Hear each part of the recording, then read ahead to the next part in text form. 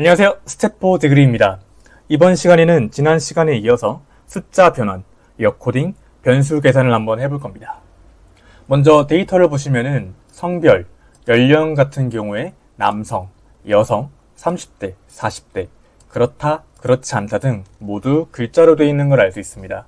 SPSS에서 통계 분석을 하려면은 특히 회귀 분석이나 상권 분석에서는 숫자로 이루어진 데이터로 분석이 이루어지기 때문에 이러한 데이터들을 모두 숫자로 변환해 줄 겁니다. 이 숫자로 변환한 작업을 코딩이라고 부릅니다. 이 코딩 작업을 하기 위해 스탯지니 홈페이지로 이동해 주세요. 스탯지니 홈페이지 링크는 유튜브 고정된 댓글을 통해 올려놨으니까 여기를 통해서 와주실 수 있습니다. 스탯지니 홈페이지로 이동한 뒤에는 데이터 가공, 그 다음에 데이터 처리로 이동해 줍니다. 데이터 가공으로 접속하면 아래쪽에 파일을 여기 드롭하거나 클릭하세요라는 메시지가 보입니다. 이 메시지를 클릭하셔서 아까 받아두었던 설문자료 파일을 넣을게요. 설문자료 파일을 넣으면 이 홈페이지에서 파일을 분석하게 되는데요. 파일의 크기, 그 다음에 데이터의 개수, 텍스트 변수로 이루어진 변수의 개수를 저절로 계산해 줍니다. 그 다음에는 데이터 매핑으로 이동해 줄게요. 아까 보셨던 성별, 연령, 학력 변수가 자동으로 따라오게 됩니다. 가장 먼저 성별 변수를 코딩해 줄 건데요. 저는 남성은 1번, 여성은 2번으로 코딩해 주겠습니다.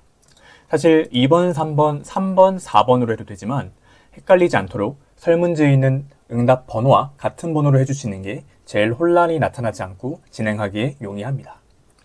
그 다음으로 연령 같은 경우에도 설문지에 있는 응답 번호의 순서와 맞게 20대 1, 30대 2, 3, 4, 5, 6 이렇게 순서대로 진행해 주겠습니다. 학력 같은 경우도 고등학교 졸업, 전문대 졸업, 대학교 졸업, 대학원 졸업 이상으로 매핑을 적용해 주겠습니다. 그 다음은 전공 계열인데요. 전공 계열은 복수 응답이기 때문에 차후에 다시 다뤄보도록 하고 지금은 넘어가겠습니다. 그 다음에는 계획성 변수부터 다시 코딩을 해줄 건데요. 계획성 같은 경우에는 전혀 그렇지 않다 1점, 매우 그렇다 5점까지 이루어진 리커트 5점 척도이기 때문에 전혀 그렇지 않다 1번, 전혀 그렇지 않다의 다음에 있는 그렇지 않다 2번, 보통이라 3번, 그렇다 4번, 매우 그렇다 5번으로 진행하게 됩니다. 그런데 계획성 2번 문항도 보시면 똑같은 응답으로 이루어져 있는 걸 알 수 있습니다. 이런 식으로 똑같은 응답으로 구성되어 있는 문항들에 대해서는 한꺼번에 코딩을 해줄 수 있는데요.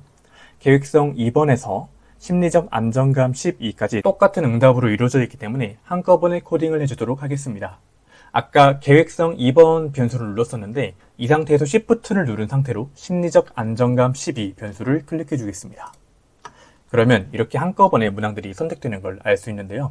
아까처럼 똑같이 전혀 그렇지 않다 1점, 2점, 3점, 4점, 5점으로 코딩을 해주겠습니다. 일괄 매핑 적용이라는 버튼이 활성화되는데 클릭을 해주시면 완전히 진행됩니다. 아까 왔던 그 전공 계열 제외하고 모두 다 매핑이 완료된 걸 알 수 있는데요. 그 다음 역코딩으로 넘어가도록 하겠습니다. 여기서 역코딩이 뭔지 궁금하신 분들이 계실 텐데요. 역코딩이 먼저 확인하기 위해 시간관리 습관 변수의 계획성 문항들을 보겠습니다. 1번에서 4번까지 계획성 문항이 있는데 3번만 반대로 물어보고 있습니다. 이 반대로 물어보는 문항을 역문항이라고 하는데요. 이 역문항은 불성실한 응답자를 걸러내기 위해 사용하는 문항입니다. 불성실 응답자는 모든 문항에 대해 똑같은 번호로 응답하기 때문에 역문항을 넣어서 모든 문항에 똑같은 답변을 했는지 확인하여 불성실 응답자를 가려내는 것도 가능합니다. 불성실 응답자가 있다면 통계 완성도를 위해서 제외하는 것을 추천드립니다. 역문항은 말 그대로 반대로 물어보는 것이기 때문에 채점도 반대로 해줘야 됩니다. 이것을 역채점이라고 하는데요. 예를 들어 역문항인 계획성 3번 문항에 매우 그렇다 5점으로 체크했다면 실제 변수 계산할 때에는 전혀 그렇지 않다인 1점으로 변수가 들어가야 됩니다. 반대로 그렇지 않다 2점으로 응답을 했다면 실제 변수 계산에서는 그렇다 4점으로 계산돼서 변수 계산에 들어가야 합니다. 스탯지니에서는 이런 역문항을 체크 몇 번으로 간단하게 할 수 있으니까 제가 하는 걸 잘 따라해 주세요. 가장 먼저 전체 선택을 눌러주신 다음에 리커트 5점 척도이므로 최소값 1, 최대값 5를 넣어줍니다. 그 다음에 역문항이었던 계획서 3번에 역코딩 란에 체크를 넣어주세요.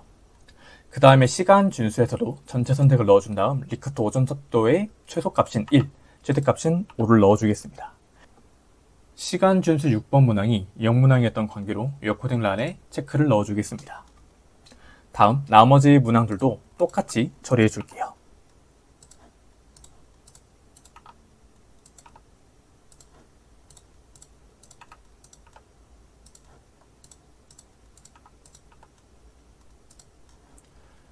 모두 완료된 다음에는 계산하기 버튼을 눌러주겠습니다. 그럼 이런 식으로 크롬바우 알파 값이 변수별로 쫙 나오게 되는데요. 크롬바우 알파 값은 논문마다 다르지만 보통 0.6 혹은 0.7 이상이면 신뢰도가 확보되었다고 판단합니다. 지금 보시는 모든 변수에서 0.7 이상으로 나왔음을 알 수 있습니다. 여기서 스탯지니에서는 이런 식으로 신뢰도까지 먼저 확인한 다음에 코딩하는 것도 가능합니다. 신뢰도 분석 결과가 따로 필요하시다면 오른쪽 위에 엑셀 다운로드 버튼을 눌러서 다운로드 해주셔도 좋습니다. 그 다음 아래로 가보시면 미리 보기 행을 통해서 각자 어떻게 코딩이 되는지 확인할 수 있는데요. 먼저 영문항 같은 경우에는 이런 식으로 역채점 적용하는 문항을 따로 추가해 줍니다. 역채점 적용하기 전 문항도 이름 그대로 해서 보존해 주는데요. 이후에 데이터 점검하실 때 역채점 적용하기 전 문항과 역채점 적용하기 후 문항이 둘 다 필요할 수도 있기 때문에 스탯지니에서는 두 문항 데이터 전부 다 보존해서 데이터로 드리고 있습니다. 그 다음에 인구 통계학적 변수였던 성별, 연령, 학력 같은 경우에도 정상적으로 숫자로 변환돼서 나온 걸로 알 수 있습니다. 이런 식으로 데이터 점검을 모두 끝내고 나서 다음에는 완성된 엑셀 파일 다운로드 버튼을 눌러서 완성된 코딩 자료를 다운로드 해주세요. 이렇게 다운로드된 자료를 보시면 아까 미리 보기에서 보았던 데이터가 있는 걸 확인할 수 있습니다. 다만 이 파일 같은 경우에는 여러분들이 보시기 편하도록 가장 위에 있는 변수 이름만 따로 색칠을 내둔 상태니까 이 점 참고해서 봐주시면 감사하겠습니다. 아까 미리 보기에서 보았던 것처럼 역문항과 역채점 적용하기 전 문항도 확인할 수 있고 스탯지니 같은 경우에는 따로 이 하위 영역들의 평균과 합계를 계산하는 기능도 제공합니다.